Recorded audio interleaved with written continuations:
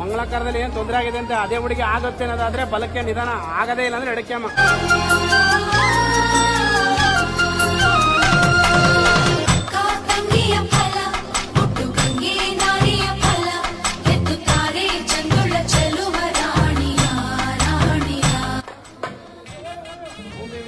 ಕೈ ಇಡುವಂತ ಕೆಲಸ ಏನು ತೊಂದರೆ ತಪ್ಪದ್ರಿಂದ ಅಡೆತಡೆ ಇಲ್ಲ ಅಂತ ಅನುಕೂಲ ಆಗುತ್ತೆ ಅನ್ನೋದನ್ನ ಬಲಕ್ಕೆ, ಅದರಿಂದ ಸಮಸ್ಯೆ ಆದ್ರೆ ಎಡಕ್ಕೆ.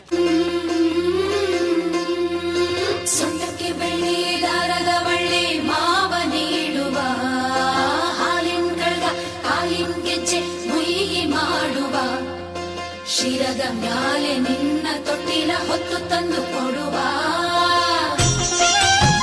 ವಾಗ್ದಾನದ ಸಮಯ ಬಂದು ಮಧ್ಯಾಹ್ನ 1 ಗಂಟೆಯಿಂದ 2 ಗಂಟೆವರೆಗೆ ಇರುತ್ತೆ. ಅದು ಪ್ರತಿ ಭಾನುವಾರ ಮತ್ತೆ ಅಮಾವಾಸ್ಯೆ ಮೇಲೆ ಆಗ್ತದೆ.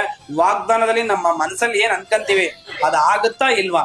ಕೆಲವರು ಬಲಕ್ಕೆ ಹೋಗ್ಬೇಕು ಅಂತ ಕೇಳ್ತಾರೆ, ಕೆಲವರು ಎಡಕ್ಕೆ ಹೋಗ್ಬೇಕು ಅಂತ ಕೇಳ್ತಾರೆ, ಕೆಲವರು ಈಗ ಎಲ್ಲಾ ವಿಡಿಯೋ ಮಾಡ್ತಿರ್ತಾರೆ, ಮನ್ಸಲ್ಲಿ ಏನೋ ಅನ್ಕೊಂಡಿದೀವಿ ಅದಾಗುತ್ತಾ ಇಲ್ವಾ ಅಂತ.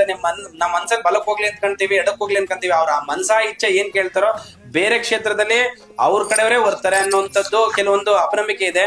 ನಮ್ಮಲ್ಲಿ ಯಾರು ಬೇಕಾದ್ರೂ ಕೂಡ ಬರಬಹುದು.